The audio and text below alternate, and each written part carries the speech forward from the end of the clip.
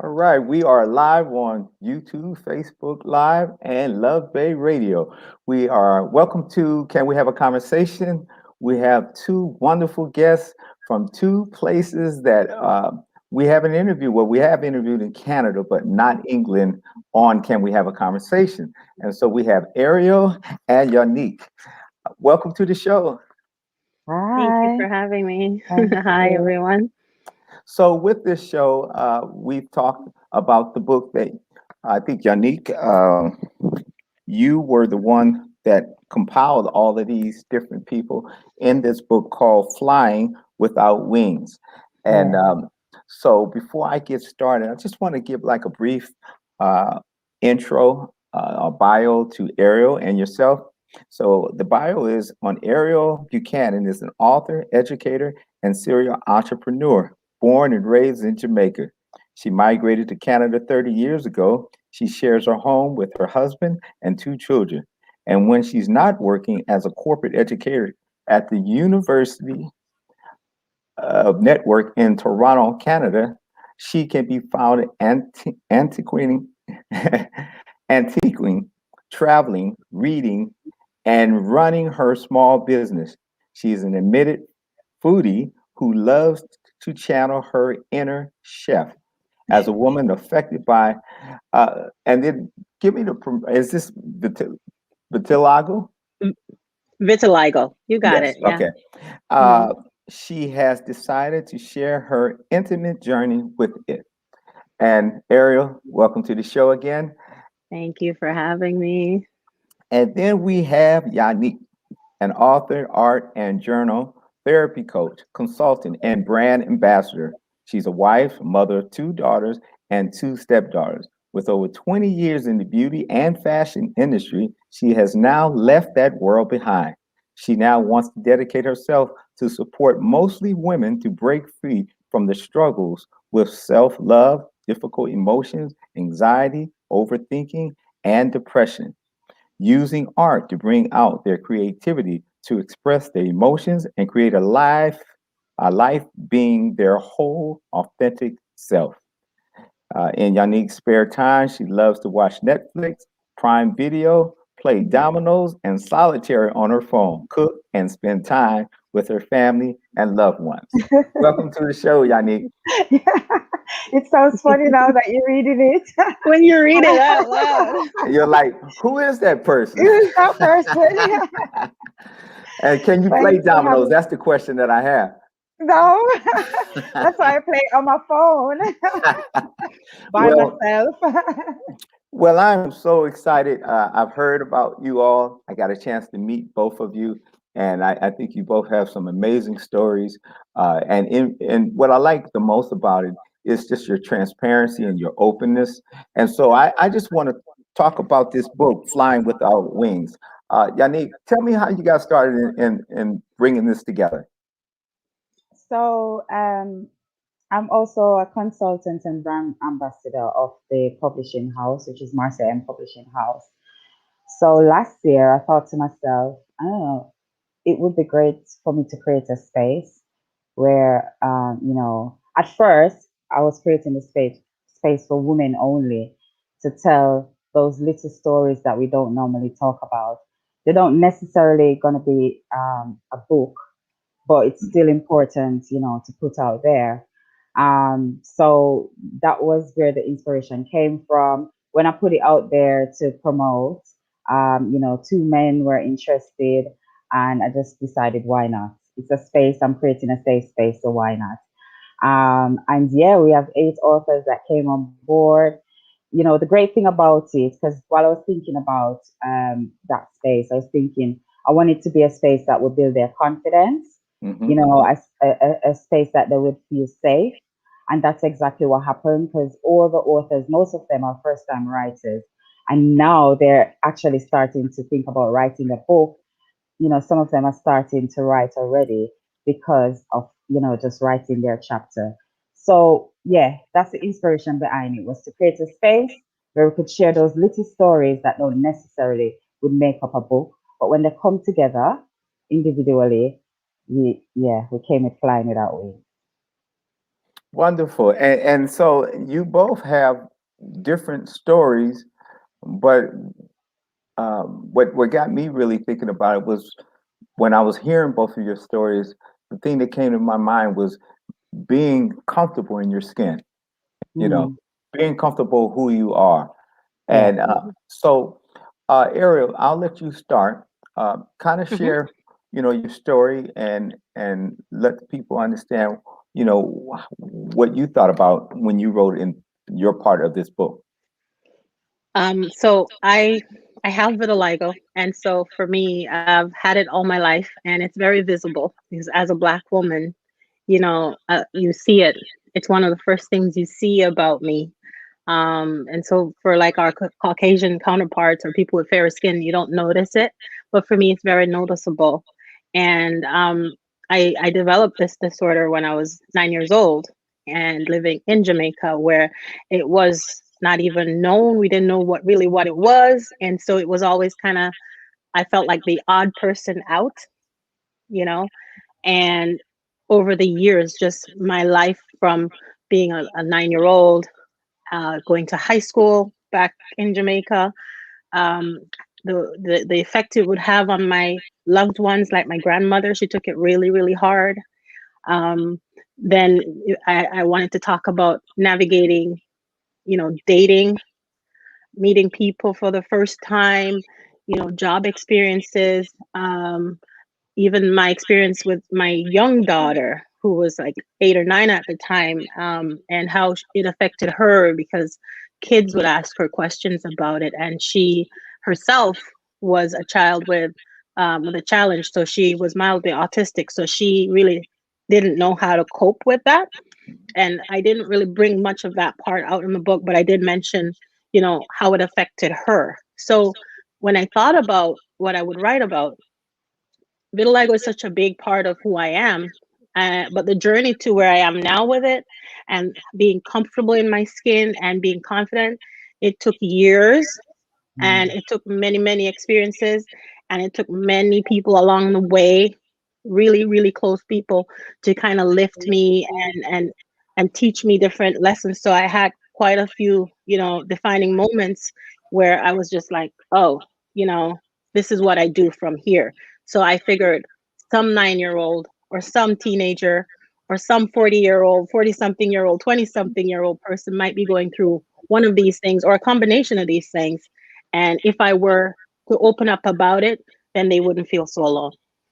Absolutely. mm, Yeah, I was reading in your book, you were talking about your daughter, and you said Hmm. that she was ashamed. I guess she had uh, a show or something that she was doing, and Hmm. you wanted to go, and she asked you not to go, and Yeah. because she didn't want to explain to the kids, because of course What kids, was wrong with your yeah, mom? kids doesn't have filters, Yeah. they don't have any Right. filters at all. They're gonna say No, they whatever they want don't. to say, and in real bad things as well. And so, mm, how Hmm. did that make you feel at the time when she shared that with you? At the time, I was gutted for more than one reasons because I saw my daughter as my mini me. I I struggled for many years with her, having a challenge through school to make her fit into regular school because they would want to put her to the side, and she was a brilliant kid. So I was her biggest advocate. Her dad and I, we advocated for her night and day. And so when the things she was doing in school is because we pushed for her to be a normal kid. And so, because of that struggle, that extra struggle, I didn't know that she saw me as someone she was embarrassed about. Hmm. And we've always done everything for her, with her. So when we were getting ready and going, and she said, I don't want you to come. I'm like, why? And she's like, Mom, I can't deal with these kids. They always asking me about you, and I don't want to explain what's wrong with your skin. And it took yeah. everything out of me. But in Mm, that same moment, I said, I'm going. And I showed up. And a woman that I did not know from anywhere came up to me and had a conversation that kind of changed my whole perspective, because she said, I've seen you before. I have a niece who's just been diagnosed with vitiligo, and I would really love for her to meet you so she can build her confidence. And I was at my lowest that day when she said that. So I thought I'd mention that some days when you think you're having the worst day ever. Mm. Something like, I don't know, I feel like God just says, okay, you've had enough. I'm just gonna show you you're not alone. And yeah, so That's that was wonderful. big. I remember when I read that and I was like, wow, because that is just how God does is when we're at our lowest point, he'll bring us somebody in our life or say something. Because I've heard a lot of other positive things that people were saying about you being confident. I know it took some time for you to get to that place, but then it Hmm. seems like you were there where I think you were dating someone and they asked you, why were you always putting your hand in your pocket? And, Yeah. Hmm. you know, and that immediately kind of maybe took a shift. And, you know, Hmm. you were saying that even your husband now has never even asked you about it. Never asked, never asked. And over time, because I had I was right-handed, and because my right hand was where the most spots were, I always wore things that had a pocket, so that hand would never come out. And I just thought nobody knew, nobody could see it as long as it's in my pocket. And I went on a first date with this person, and he said to me, "Why do you have your hand in your pocket? I know you have little. I could see that you have the thing. You're fine. You're great. You know." And I found throughout the years people that stuck in my life the longest and that meant the most to me and that have helped me to be who I am with this thing have never really said to me, "What's wrong? What happened?" They've always Mm. just been there, and they kind of just like, and then when I say it, they're like, "Yeah, I know. I don't even remember you have it." It's no big deal to them. And I'm like all pent up about this thing. And to them, it's like, yeah, okay, okay, we're good. So Yeah. yeah, It was more I thought like I'd you talk were, about that. it was more like you were magnifying it and making bigger than they were. Yeah. I was. It was all inside. It was all inside because I saw it. And what I used to do is I used to think for them and say, I wonder what they're thinking. Like I would meet someone, I'd be like, oh, they're going to ask me and they must be thinking this and they must be thinking that. And they're going to say, oh, what happened to her? And half the time they're like, okay. Mm. But it took many years. It never happened overnight. And it took me always kind of keying into stuff and going, oh, that's different, you know? So yeah. And I'm still learning. I still have these experiences today. Absolutely. Oh yeah, sometimes Yeah. they're just dormant. But you know, the thing that gets me is about even the both of your stories. And I was reading about you all, and I'm like, you know, this is not abnormal. It's just abnormal for people to talk about it. But it is Mhm. something that a lot of people are struggling with, you know, uh, depression and you know Yeah. this skin disorders and you know but what always takes me back is the Psalms 139:14, and it says I will praise you for I am fearfully and wonderfully Wonderful made. woman. Made. Marvelous are your works, and Yeah. that my soul knows very well. Yeah. You know, it's not a mistake, you know, and whatever about you, God created you. And sometimes we take it into a negative way and say, well, you know, Hmm. not us personally, but other people, when we are unique and we're different. This is how God made us, and I'm different. There's nobody else like Ariel. There's not another Yanique. You know, this No. is me. You never will find another one. Tell us about your story, Yanique. Okay, so for me, last year, I suddenly found myself deep down in depression. Um, and I was just in a very, very low place. So I found myself not wanting to get up out of the bed, not even wanting to go downstairs to make myself a cup of tea, or even have breakfast or anything like that. I just didn't care about myself. But the thing that shocked me about it was it's the realization hit me just one day, just out of the blue. So I was just there because what had happened, I started working from home, and with the whole lockdown and everything, I was just home. So I was finding myself rolling out of bed, going onto the computer, working, finishing work, and rolling back into the bed. And it was just one day, suddenly I was like, hold on, and what really let me realize it was I started to actually smell myself, like, and I'm like, what's going on? But what concerned me the most was when I realized it, I didn't care. Mhm. I didn't care. So, and then in that moment when I was like, well, I don't care, I immediately was like, no, no, no, no, no, no. This is not you, Yan. What's going on? And I the first thing I did was I spoke to my friend Marcia and I says, what's the name of that therapist? Can you just find out if she's available? Because something is definitely wrong. I think I've fallen down into depression. And she says, tell me, because she knows about it. And I started to tell her what I've been going through and everything, my anxiety. I didn't even know that I had an anxiety problem. I just thought that, at times I just get shy or scared of doing certain things. I didn't realize it was actually anxiety, and that it affected even like my kids because I used to panic about them and everything. I didn't even realize that I was going through that because what was happening, I think to me over all these years was that I was functioning. I'm always doing something. So whatever I was going through or whatever was happening, it would always just be brushed to the side. I think I can handle it, and I just go through.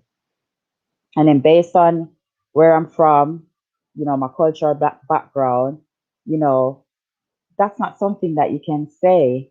Mhm. Um, and you think, well, for me, depression. So even though I've experienced it at the time because I was functioning, I didn't think that you could function Mhm. as a depressed person, but I get to find out now that you can. And then, as I said, because of my cultural background or anything, there's that fear of saying it. But in the lockdown, it hit me that hard that I had to say something about it and I had to do something about it as well. And that's what I did immediately because I was like, there's no way, I can be, doing myself like this because it's not me. Mhm. So I immediately started therapy, which was the best thing I've ever done. I think I'm going to be addicted to it now, but I won't use that word addiction because it can come off negative. But for me, it was like immediately there was this space of no judgment, and I could just pour out and I could talk. And one of the things I liked about and I do like about my therapy is my therapy sessions is that, you know, it's called psychodynamic therapy. So what happens is they question you about your childhood, and based upon what you're saying, then But the thing is, my therapist didn't say anything. She just asked me a question, and I was just answering the questions about my childhood, Mhm. and I was literally thinking, oh, that makes sense now why I would behave like that. So I was actually solving my own problem. And That's what therapy does. yes, and that's exactly what it does. Nobody tells you what to do or anything. She asked me a question. She asked me, did you have a good childhood? That was the first Mhm. question. And I was like, yeah, of course. Where you from? If you're not being beaten every day and say that you're dumb or whatever, you think you have a Right. great childhood. It's Mhm. fantastic. But when she asked me that question and she says, okay, tell me about your childhood. So while I was talking about it, I was thinking in my head, but this don't sound like a good childhood. this, this doesn't sound, And I was like, wow. In my first session, one of my one of the emotions that I realized I was carrying around was rejection. Mhm. And that was just like wow to me. So what therapy has done for me, it's created an awareness. Mhm. And based on the things that I've been doing as well with my therapy, my awareness is just there. So I'm not saying that I'm healed. Mhm. I'm not Mhm. saying that it's all, hippie and glory, but now I'm aware when it's coming on. So it's just things like if I notice a certain pattern, I can immediately tap into it and just get it sorted. So yeah. You know, one of the things that I want to just share is because people are watching this all over the world. You're in England, Ariel's in Canada. we're going live in Canada. We've got about 150 different countries listening to this conversation. Wow. And one of the things that we've been dealing with, as you said, is this lockdown. And Yeah. that has caused the whole world to be on pause, you Yeah. know. When we talk about pause, we're talking about pause in a sense that people aren't dealing with isolation. They're Mm-hmm. dealing with depression. They're Mm-hmm. dealing with anxiety. They're dealing with fear. You know, Mm-hmm. they all kinds of things are coming out of this lockdown that has never happened before, or we've never really taken real inventory of what's Yeah. really taking place in our lives. And so this Mm-hmm. is what makes this conversation so, you know, wonderful, because it gives Yeah. you a platform, but there's somebody else who's watching that's dealing with depression too, and feels Yeah. like going to therapy is something that's not for Black people, which is Yeah. unheard of. But people say that. I'm not going to tell my business to a white person, or I'm not going to tell my Yeah. business to anybody. You know, this is not, you know, I'm a very private person. I don't want, Mhm. but what they don't understand is, and I use this analogy a lot, is when you are driving a car, you don't wait to fix the car when it's broke. No. There's a thing called preventive maintenance. And you Mm. want to make sure that you keep the maintenance up on the car before it That's, breaks down. that's Well, when we exactly. go to see therapy, that Yeah. is preventive maintenance. We don't want to wait till we go lose it. We want to make sure we No. get to that. And you did the right thing. You Yeah. recognized there was a problem and you reached out, you know. Yes. And so I think it's a wonderful thing. And then he said that he talked about she asked you about your childhood. Yes. And you notice that I both spoke to both of you, and I was talking because I'm reading your stories, and then I'm seeing that there's not a father figure in the conversation. I'm seeing that, you know, Ariel's talking about her mom, her grandmom, and, you know, but really not really talking about her father. And then I seen Mhm. Yanique, you talk real briefly about your father. But, you know, as I spoke earlier, when we talk about, and we're not, this is not a fatherhood session, so we're gonna just talk about fathers, but I just want to say Yeah. the importance of a father in a child's life helps shape that child, whether it's a Mhm. boy or a girl. It helps you, even when I think I read one of your stories that was talking about even dating, you know, and wanted Mhm. to, you know, wish that you had a father that was there to help you, you know, Yeah. make that decision, or even be there with a shotgun, you know, say, Yeah. you know, I don't know who was that. Which one were you? Yeah. Was that I you? was saying that Go ahead. I was talking to you earlier, and I said, yeah, my dad, we left for England, funny enough, when I was like 2, 3 years old. And he wrote, and we stayed in contact a bit, but I was little. And the next time I saw him physically was when I was 12 years old, already with vitiligo in high school and everything else. And so the father figures in my life were my granddad and my uncle. And it's not until you pointed it out, I was like, oh, I didn't mention those people. I guess because they're there, but they didn't play like a huge role that I didn't think, in my mind. I just saw these women, and like my granddad and my Mm. uncle. Those were the only, father figures I saw. And I think even for Yanique, Yeah. yeah, she'll tell you. No. No. So No. that Yeah. it's amazing, because when we look at, you know, our life, and we'll say, well, you know, it wasn't that bad. Like, let's say if you was really, really poor, but you were able to eat, but you know, you didn't really know you were poor. I hear people say No. that all the time. Mhm, Well, I didn't know I was mhm, poor, you know, yeah. because, you know, I still had, you know, some clothes and I had food, and, you know, I didn't Mm. realize until I saw what other people had that I realized that I was disadvantaged, or Yeah. I didn't have. Mhm, But when we mhm, come to that father piece, I hear people a lot of times say, well, you know, what I didn't have, I didn't miss. Yeah, you know, and Mm. I'm like, well, I don't really. It sounds good, but really, you really put it in life perspective. Well, you did miss it, because that Yeah. was a person who could have probably built you up during those times when you were down as a yes, kid, and it would Yeah. be able for to sure. say, hey, you know, you're still beautiful, Ariel. I don't care what no one say. Mm, You're still my princess, you know. And Yeah. and yeah. and I heard this other woman. She was saying, she said, you know, she was going through some situations in life, and she was saying, but my father prepared me for that. She was like, Yeah. because he built me up to make me feel like I was so special that no one could ever say anything negative to me that make me feel otherwise, you know. Yeah. And so I just wanted to share that part because Yeah. Yeah.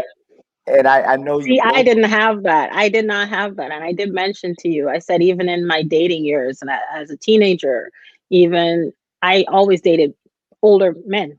I always did that. And it wasn't until I was like in my late 30s, I realized that that was a thing for me, that I really didn't date people my age when I was younger. It's only now that I'm older. My husband's the same age as me, but when I was navigating that world, I wanted older men. And I think a big reason was I would think, well, they already know about vitiligo, or they'll accept me. And once I realized that, they were cool with it. But the younger guys and the guys my age, they had all this to say. I really, now, if I had a dad that would lift me up the way you said, and you're beautiful without with it any way. I was looking for that reassurance in Mhm. other Yeah. places, From probably. others. Yeah. Absolutely, Yeah. absolutely. Yeah. So Yeah. I'm gonna start hitting you both with questions. Uh, I will start with you, Ariel. Um, Uh-huh. when you talk about the external and internal scars, tell me a little bit about that. Yeah. Um, so for me, and I would say for the first maybe 30 years of my life, the external vitiligo did so much to me internally. I only saw them as not, as defects. And I think early on, it happened to me because my grandmother, who raised me and who I love, like, and who loves me to, that's the who taught me how to love and how to, you know, understand love. I woke up one night and found her crying and praying like incessantly. And every time she would pray, she would say, God, take them off her and put them on me. And at 9 years old, I just thought it was the worst thing in the world for Mm. grandma to want to take this thing off me and for me not to have it. And I would hear her pray, and it was done with love, but it had an effect on me because I thought it was really, really, really bad.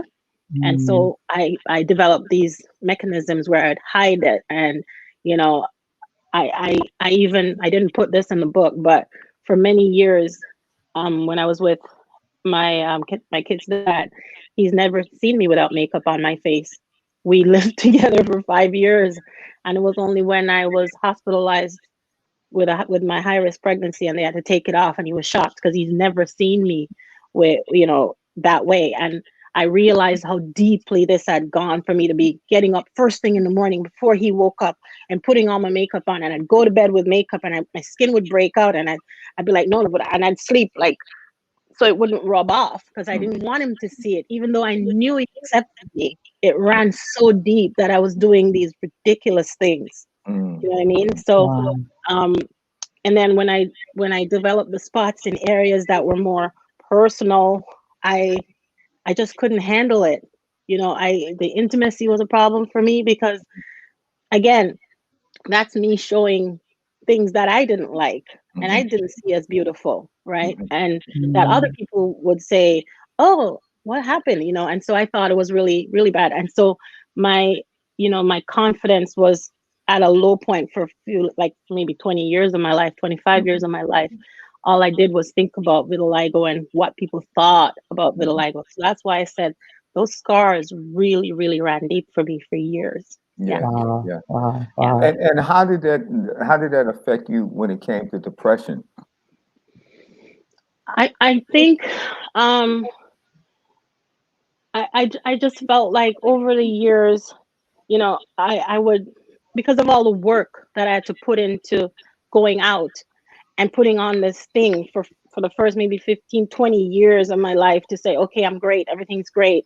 And then I would come home, I would take it all off, and I would be like, I'd feel bad for going. I felt like I was a fraud Mhm, at one mhm, point. And so I knew I wasn't being authentic because what the world saw and how I felt were two different things. And some days I'd want to go somewhere or do something, and I'm like, I don't feel like going through all this trouble and putting on all this makeup and dealing with all of this. And I'm like, why can't I get up like everybody else? I just want to roll out of Mm, bed, take a shower, and go. Mm. But for me, it's a whole process. It's a whole thing. And people would get upset at me. Why aren't you ready? And they would think I'm being a diva, but a lot of people didn't know I have it on my face, right? yeah. I'm like, Absolutely. I am so not that person. I just want to be this girl that roll out of bed, take a shower, put some jeans on and go. But I could never do that. So I'm always made up. And then you'd hear people say, oh, she's just trying to, you know, look like a diva Cute. at all times. And I'm like, because they didn't know I don't have it on my face. They didn't know I had it on my face. They'd never seen me. And so they just figured I just have it on my hands and I just want to do this thing. And so it would really bug me because there were people that didn't know, and some Mm, people I didn't feel comfortable enough to talk to about it.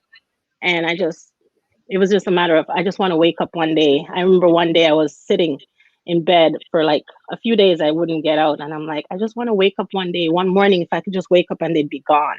Mm. And then Yeah. I'd wake up and they'd be there, and I'd be like, mm, oh, they're there. So for Yeah. many years, I suffered in and out of depression with it. Yeah. Mhm. Yeah, when we think about makeup, that's what it is. Makeup is Hmm. makeup. It's supposed to cover up flaws and Yeah. scars. And yeah. I remember even dating this young lady, and you know, uh, she tried to, put on the makeup and cover up herself, but I knew her very well, and I was like, "Have you been crying?" And she was like, "How did you know?" I said, "Well, makeup just covers it up, but it doesn't hide it. It's Yeah. still Mm. you. It's Hmm. and so, and I just think, again to that scripture, God didn't make any mistakes, and you're still special, and you're still made wonderful in His sight, and Mm, Hmm. obviously in your husband's side too, because you're married. So, yeah. it's just getting past those years of because you're Yeah. just trying to figure out how do I fit in. I just Hmm. want to be normal. I don't understand why I have to go through this. And Yanique, I just want to talk about you and your struggle because I know you've been in fashion and you've been doing really good things, and then all of a sudden you find yourself. I'm reading your part about the depression. You said you hadn't bathed in a while, and Mm. share your story about that. So yeah, so that's it. So for years, anybody that knows me, know me as this fashionista. I'm always looking great and, you know, well, sometimes in a funky way, sometimes in a normal way. And what I learned, what came to me that what somebody said to me, and I found a few people keep saying it to me as well, is whenever I share this story, they say they can't believe it because I'm always smiling, I'm always laughing, um, I'm always dressed up looking good and everything, so they can't get that, that could ever happen to me. But for me, over the years, what I also noticed is that I was going in and out of depression at times. So when I really realized what depression was, I remember, there are days, even when I just got married, I remember days when my husband would leave to go to work because he leaves quite early in the morning. So I'd get up with him and he would be off to work, and then I'll just go back into bed. And then as soon as I hear the car come, I'd open the curtains, get up, act as if, I've been up all day and, trying to look as if I'm doing something. And I didn't even know that that was um, clinical depression, and and then I started to think back over the years. This is a pattern. This has been happening. And as you said, Stuart, the lockdown is what just opened up everything. It's like I just crashed in the Hmm. lockdown. So, and then, because I'm always somebody talking about affirmations. I written a book. My book is about being bold and beautiful and just doing it. And, Hmm.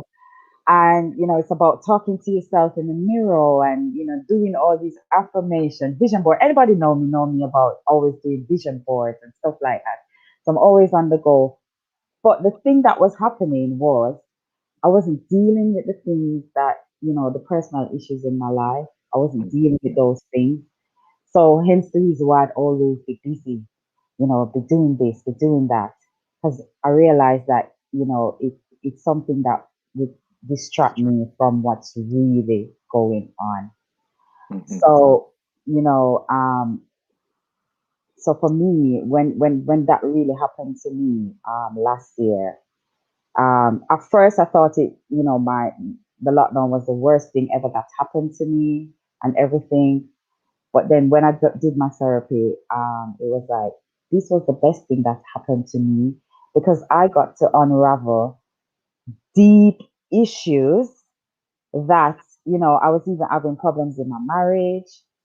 Mhm. Problems. It explained the issues that I would have with my daughter. Why I would get so anxious with them. Like little things like if they wanted to sleep over at friends or if they wanted to do certain things or go certain concerts, I wouldn't. I would just get really anxious and really just shut it down with them. So this has affected my whole life, Mhm. my relationship with my kids, my relation. I'm even thinking now, because I'm in my second marriage now, and I'm thinking if I had all this awareness, I probably would still be, in my first marriage because it's just not knowing what you're carrying around and what's making you, behave the way how you behave and Mm. things like that, which is so astonishing to me. And that was I mean, when the funny thing is, when I thought about doing the collaborative book, I had a total different story to write. Mhm. And it was during the whole project that I'd fallen into the depression Mm. and all of this had happened, and I had to write about it. I had to write about it because I was like, there's no way that it's just me alone going through this. And the thing is, what I went through, I've never heard depression on that level. You hear people talk about it a certain way, but how they talk about it is like you just gone, you know. Right. But it's not that. And I'm like, I've never heard it being spoken about in this way. I need to say something. I just had to say something because I'm like, this needs to be told. And as Mhm. soon as I started to talk about it and share the story, a lot of women were like, yeah, you know, Absolutely. they're picking up on it too. And they be like, and especially when they read my story and it was so raw, women were actually Mhm. saying, Yan, I have those days too. Mhm. And I'm like, Mhm. look at Mhm. that. Look at that.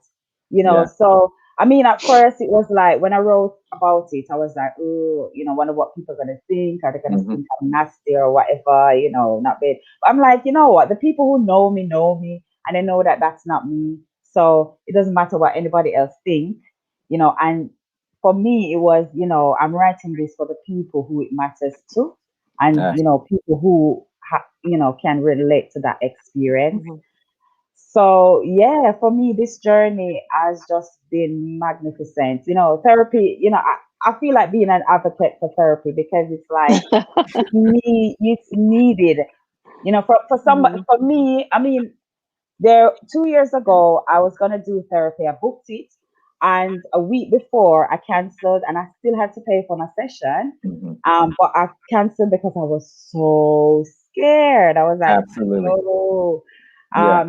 what's gonna come out? I don't wanna, because when you hear about therapy, you think you're gonna bring out some deep, dark something. I don't know what it is, Well, but it is. It's what people think because we yeah, live private lives. You know. Mhm. yeah, that's it. And Mhm. but you know what? It's the best thing that I've ever done. And I just want to say, if there's anyone out there who's thinking therapy in a negative way or anything, listen. You know what I discovered? That awareness is the most important thing. Having Absolutely. awareness is so important because once you're aware of your feelings, your thoughts, anything, even actions of people around you, once you're aware of that, you then have a choice. Yes. And that choice that you have, you're either gonna decide that you're gonna stay here or you're gonna move on. You're Mhm. gonna do something about it. And for me, Mhm. that is so powerful when you have a choice. When you don't have a choice, that is the danger. And it's all because you haven't got the awareness of what's happening. So because therapy helped me to realize, and get that awareness. And, it's put me in a place where I'm just, tapping into my awareness all the time.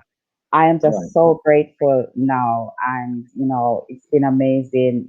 As I said before, when the ending of the year was coming, last year, I was thinking this is the worst time ever. But once I came into the new year and I did my therapy, I realized this is actually the best thing that has ever happened to me in 2020. Yeah, it's another I just throw scriptures because I Hmm. love the word of God, but in there in the word of God we hear it says the devil meant for evil, but God turned it into good. Good. What Mm, that bad part that seemed to be so bad to you turned out to be something really good. Because a lot of times we do lose awareness of who we are, and sometimes we lose Yeah. touch in who we are. Even my kids, I mean, I have to go in their rooms when they were have to be at home and doing everything on the computer and locked up in their room after class. I literally would have to tell them, you get out the house, you go into the Yeah. park, because they didn't Yeah. want, I hmm mean, they want to be stuck in the house, but no, you need to Yeah. get out the house. You need to go for a yeah, walk. not You need to good. get some air. When Hmm. they're in the class, when they're in class, they got Yeah. the blinds shut. I have to go in there and open up the blinds. No, we're gonna let some light in here, because that hmm darkness causes depression. And then they Yeah. realize, did you take a shower? No, I didn't take one. And then it's just Yeah. you find And your it becomes okay, yeah, it's It becomes a does. go norm. with that. Yeah, Yeah, it's the norm. Okay, I'm not opening my curtains. I'm not taking a shower. I'm not combing my hair. None of that. It's all good. And I have the internet and I have a phone, so I could just stay exactly. locked up in my room. That's it. Yeah, That's And it. That's but it. it comes out. It really does. It yeah, comes out it and does. manifests in different ways. And Yes. we think that we're hiding it, but if somebody really knows you, knows that that is not who you are. You understand what I'm Yeah. Mm. saying? And Yeah. so, one of the things I saw that you wrote, Ariel, you said finding hmm courage to fit in a world that often base beauty only on the external. Let's talk about that. You said we're gonna go deep, so let's go deep. Yeah, Yeah. we gonna do. Listen, we're in a world where if you want to look however you want to look, you can go down the street, you can buy that, you can do the hair, you can do the boobs, you can do the butt, you do anything. And so when you walk out there, everything that is outside is what everyone sees. Hmm. If Yeah. you're dating, because I had to date for a short while, when I turned 40. So my 20-year relationship was ended and now I was dating. And that was a whole nother thing because I was now 40 years old, a woman with vitiligo, and I was out there with these women that were like so Instagrammed and so, Mm. Facebook and everything else. And all I could see for that, when I went back out there was just the looks and the body and the skin. And then you'd have people talking, oh, I love you, this person there, she's got such a beautiful skin, and I gotta be doing all of this. And so for me, you're in this world where everything is just looks and Yeah. more looks, and it's being pushed, and the adverts and the everything else. You get lost in this sea of just, pretending to be everything. And so Yeah. for me, going out there, I just put it out there. I was at that point now where I was really comfortable with myself, but I know if it's not vitiligo, it's something else. We all have our own things Yeah. that make us insecure. Hmm. And even when I thought, there are days when I think I'm in the best place and something just happens and I'm like, and it brings me back to that, 18-year-old girl that was so, Hmm. awkward with vitiligo. And so I'm not saying that I'm completely great and every day I get up, it's great. I still have those days sometimes when I revert back to that, or something happens, or something is said, and there are days when I don't feel like explaining. Yeah. Hmm. you know some days I don't want to explain. I Hmm. really don't. I Hmm. just want to be me. I don't want you to say, oh, it's the girl with the white hands, or it's the girl with the spots. It's just, you know you don't know me. Just it's just me, right? Hmm. Yeah. And so I don't want to be bothered all the time.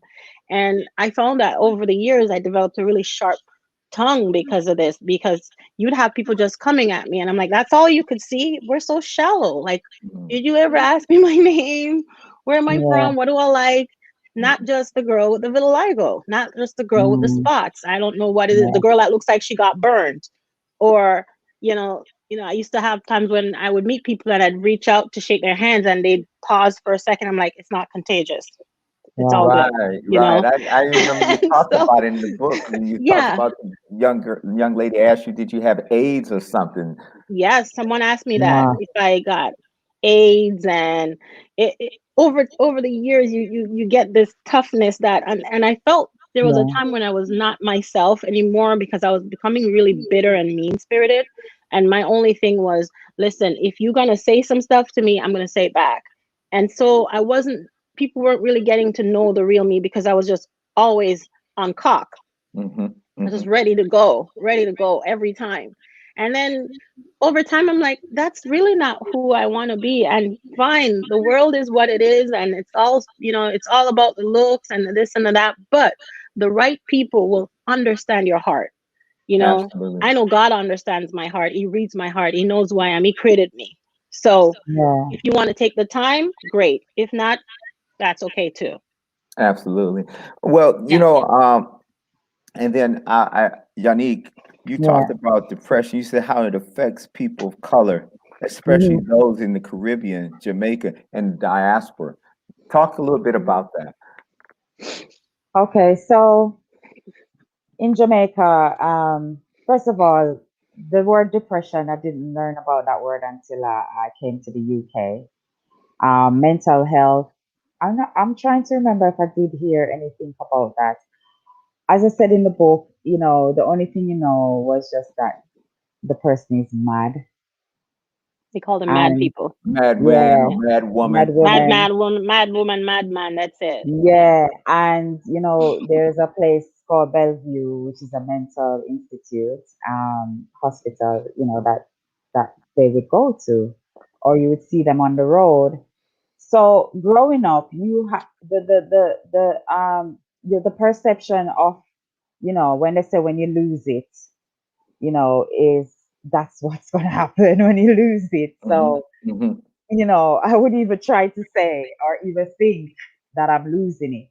Hmm. And Yeah. there's that culture where, don't tell people your business, or if you say, oh, I'm not feeling good today because I don't like how I'm feeling, or I want to cry, it would be like, wipe your tears and get on with it. Hmm. So this is how you've been grown up, to be tough and to manage yourself. And even if you call, I remember once I was, because I did go away to a boarding school in Jamaica, Heart Academy. That Art Academy, Ariel. I don't know if you would know about Yeah. it. I remember it. Yep. Hmm. Yes, because I was doing a catering course. I wanted to become a chef, and went to Art Academy. I remember phoning my mom because this is the first time I would be away from home, and I was bawling and crying. I want to come home. I was like, stay where, stop the crying, and that's the first Suck it up. reaction that you get. Suck it Yeah, up that's it. Suck and it up. deal with it. Yeah. You We're know, supposed to be strong. As yeah. Black women, it's this So thing that if you're not yeah, strong, even here, as immigrants here, even amongst ourselves, there's this thing where you can't even you say have it to to be people strong. here who are supposed to be enlightened. And Hmm. if you say it Yeah, to them, then there's this stigma like, okay, why are you losing it? You and I've had people when I say I'm depressed, also Yannick, and I think you can relate. What do you have to be depressed about? You left Jamaica, yeah, you have a better life here, you got your yes, career, you got your kids, you got your everything. home, all this stuff. What is your problem? There are people Yeah, back home suffering. You got the opportunity and you have the nerve to say you're say depressed. that you're depressed. What are you depressed Yeah. about? But that was the Yeah. mentality I had as well. Hmm. Because that's the reality of it, where you come Hmm. from. Hmm. And it for me, it's like, it's that's why it's so important for me now to say, we need to start telling these stories. Hmm. Another thing I was saying as well, and this is, we don't talk with our daughters. We don't Hmm. share the stories of our experiences and what we go through. And I And our can, sons. when I think about things now and I look back on things, I can see, when you think about the grandparents, our moms, our grandparents, our great grandmothers, you realize now that they were depressed. They Mhm. were depressed. They were going through these things, but they had Mhm. to they had to present to be strong, Mhm. and they had to, because I was at that point as well where I didn't share certain things with my daughter because you have to put on this persona to them to Right, say, right. Mhm. I can handle this. When they would appreciate you crying to them and sharing with them and telling And them being real. and being Yeah. real, because Mhm. then they know what to expect or they know what to avoid. But and it's those things that I think has led us as women now in our 40s, 50s. When you think about it, it's because we weren't told these stories, we weren't told these things, and that's the reality of the culture of the Jamaican culture that we're from. Even now I can see, even though it's talked about now, people in Jamaica would know about mental health and stuff. It's something that you still have to be, make it more aware, let people really Mhm. understand what it is about. But the only way that's going to happen is if we start to talk. So most of Absolutely. us are still afraid to talk. Mhm. We have to talk, because if we don't talk, then no one is going to be coming out and understanding what is happening. Because even people who are being judgmental, when you talk, they can pick up things as well, and they Mm. can pick Mhm. up things that they are going through and thinking, okay, so is that what it is? You Well, know, it's interesting because when you talk about depression and you talk about deficiencies, or it's okay for the other person, but people don't want to relate to it until they experience it. And then when they Mhm. experience it, then they have a greater empathy for that because now they can yes, understand, so yes, then now Mhm. they care, oh yeah, first, oh, that would never happen to me, or I would never yes, go to get help. Mhm. yes, But then when they realize they're in that situation and they're in the need of help too, this is why it's so important to have these kind of conversations, is yes, because people don't talk about, especially people of color. I don't care where you are. We don't yes. have these kind We of don't No, talk. conversations. no, No, we we don't. don't.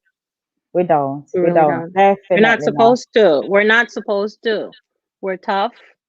That, yeah. We've been through a lot. We've been through worse, and so now depression is like, what are you talking about? No, I no. This Yeah, because you hear, it's not talked about. that, yeah, because where we from, you hear a white people something them the man.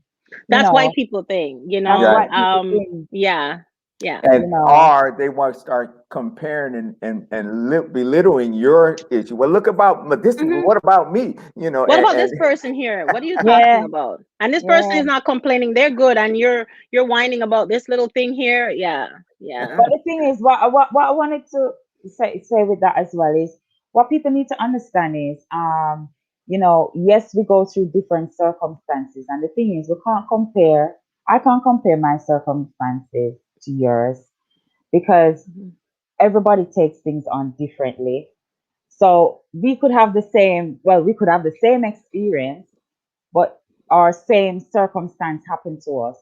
But emotionally, how we take it on, because it depends where I'm at with my emotion and where you're at with Mhm. yours, or it depends on what that situation triggered. So that's what we have to understand. Mhm. That I can't compare it to say, well, I dealt with it, so why can't Mhm. you dealt with it? He dealt with it, so Yeah. why can't you dealt with it? Because we're all at different levels, and we have to understand Mhm. that how I take it and how you take it is going to be completely different. But it's obviously the same experience. We're all experiencing the same things, but we come out with it, in different ways, and that's what we just need to understand. Absolutely. Mm. Now I told you all when we had this conversation that it was going to go really fast. Do you know Yeah, this is it? hour is Oh up? yeah, We have like six Oh, minutes left yeah. of the hour. wow. Wow. Good That But was what quick.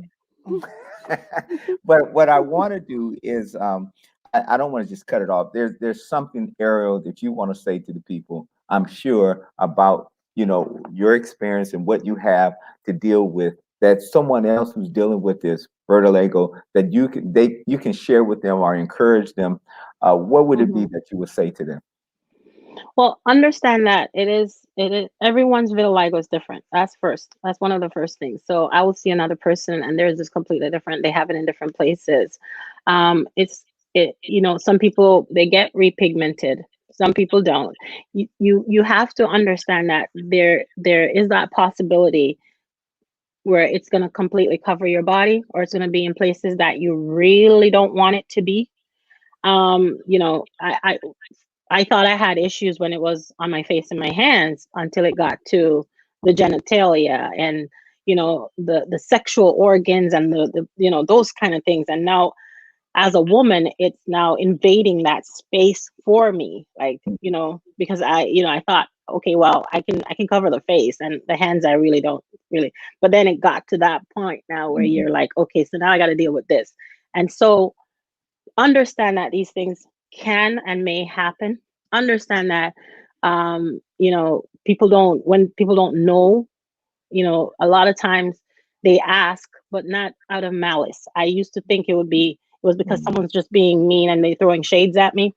And I'm like, no, they probably really don't know. And a lot of time I would dismiss someone because I just don't want them talking to me about it. And it would be because they know someone that has it or they know somebody that's struggling with it. And so my big thing is just know that a lot of times in your depressed state or in your depression or where you're so insecure about it, you might be this beacon that someone's looking at and going, that person got it going on. I need to, talk to so and so about it, or I just saw someone that I thought was really confident about it. So within that, understand that you might be speaking to someone without even knowing indirectly. So it's a long journey. And for children, I would say parents need to support the kids with vitiligo, the fathers, the mothers. These are it all comes down to how much love you're shown and how you can love yourself. And this is the reason why I said it took a whole village of people. you know I even had Yanique said to me, I when you were younger, I thought you were great, and I thought this and I thought that. So you have people that will come and say and boost and build you up. And so my thing is just rely on these people, just rely on your instinct.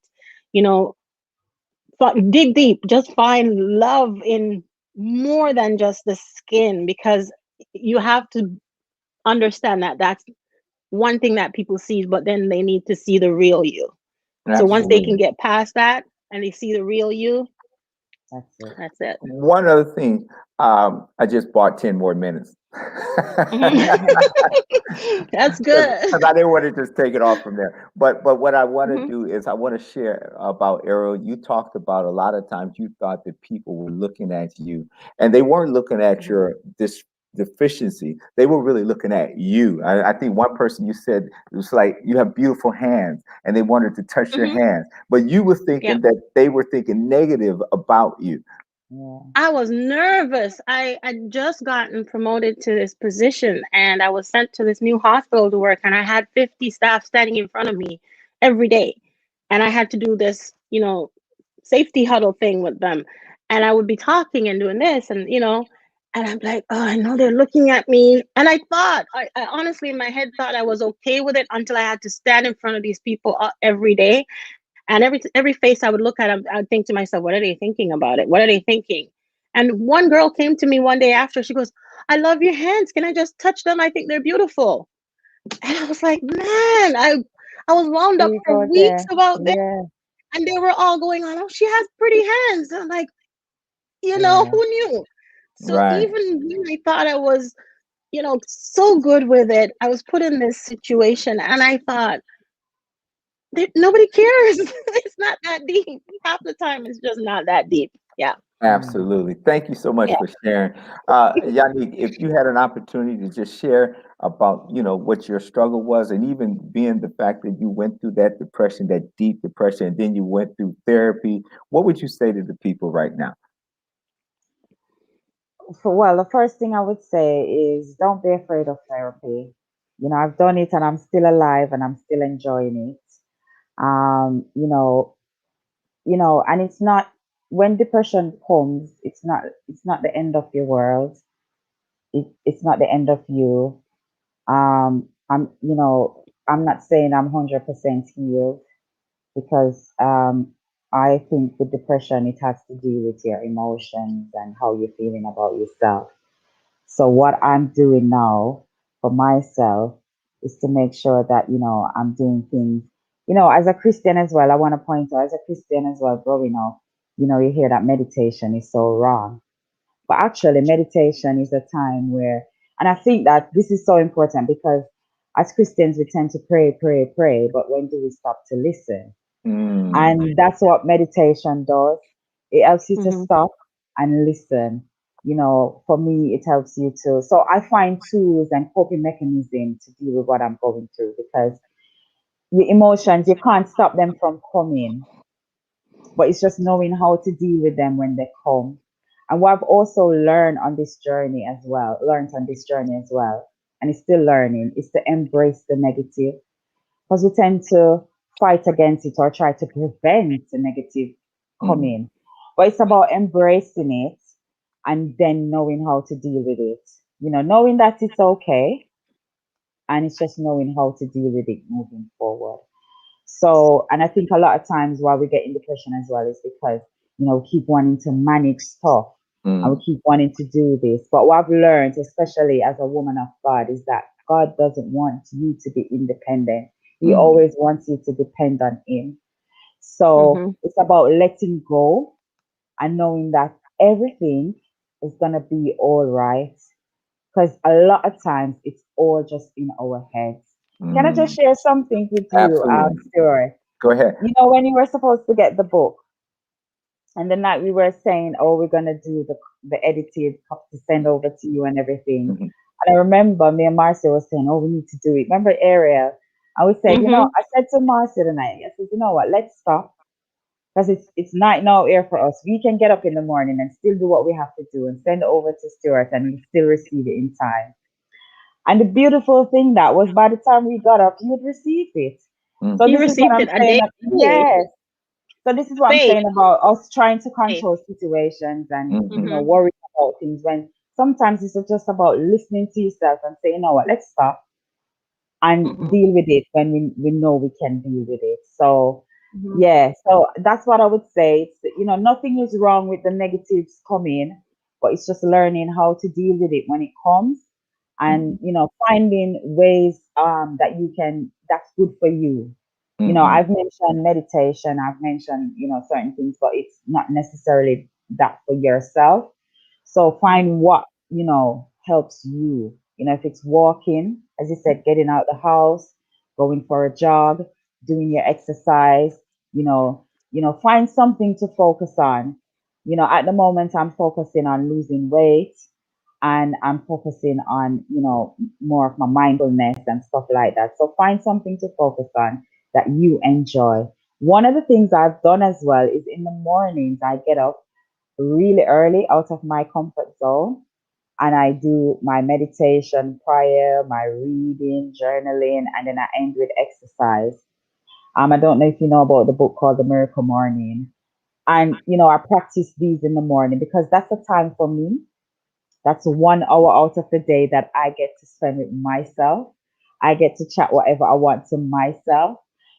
I if exercise time comes and I don't want to exercise, but I want to put on a song and dance for that 15 minutes, then that's what I do. So find what works for you and just remember Mm-hmm. that it's not about perfection. It's just about consistency. mm, And that's my word for this year that I started with. And I said, you know what? It's not about being perfect or I have to be perfect with anything that I'm doing. It's just about the consistency and knowing that even if you didn't do it, you still tell to yourself, it is okay. Because it is. It mhm. is okay. So that's what I want to Absolutely. leave with everyone. And don't forget therapy. You need a space to talk. Amen. Well, thank you so much. This is a great show, great opportunity to meet the both of you. You know, we all are dealing with situations and circumstances of life, and a lot of times we think that it's just us. You know, we think that we're Yeah. just going through it and nobody else understands. But we all have our own journey. We all have our own way. And like you said, as long as we're putting God first, the Yeah. Bible says, "Seek ye first the kingdom of God and His Yeah. righteousness," and it says, And "All things everything will be else added." will be Everything. added. Will be Yeah. added. And so Yeah. I'm believing that. I'm believing God. I thank you for your testimonies. I thank you for your transparency and your openness. I mean, we're technology has us in Canada, it has us in Yes. England, it Thank has us God. all over across the Love country. it. And people are hearing what you're saying, and they're saying, you know, that gives me hope. You know, that Yes. somebody woke up this morning depressed. Somebody woke up Yeah. feeling inadequate, and they're saying, you know what, this is just what I this is the dosage that I needed today to get me through the day. Okay. Well, let's close with a word of prayer. Yes. Yep. Gracious God, we thank you for these beautiful women of God. We thank you for their lives. We thank you for the journeys that you've allowed them to go through, God. And not only have they gone through it, and yes, they've not mastered it. We're all going through the process. We're all a work in process. But the thing is, God, we know we're not alone. We know that wherever we go, there you are, and you have the power and the ability to strengthen us and to get us through whatever depression, our inadequacies, our rejections, or abandonment issues, or whatever we're dealing with. We know that you're there. And one of the things that I know that Yanique has said, and I want to just echo it. Not only that we pray, but God, give us an ear to hear what the Spirit of the Lord is saying when we're praying. Let us be quiet and be still and to hear from you, so that you would give us the orders and navigate us in the way that we should go. We thank you for it. We praise you and we honor you. It is in Jesus' name we pray. Amen and amen. Amen. Amen. Amen. Amen. God All is right. good. Thank you so Wow. much, God is Stuart, for good having every us. Well, thank day. Thank you so much. you. Thank Thank you you. for having us, And Stuart. anyone that's on Facebook Live or on our YouTube channel, Can We Have a Conversation? Go ahead and look at this show, subscribe it, share it with your friends, and be a part of the conversation. We love you and God bless you. Mhm.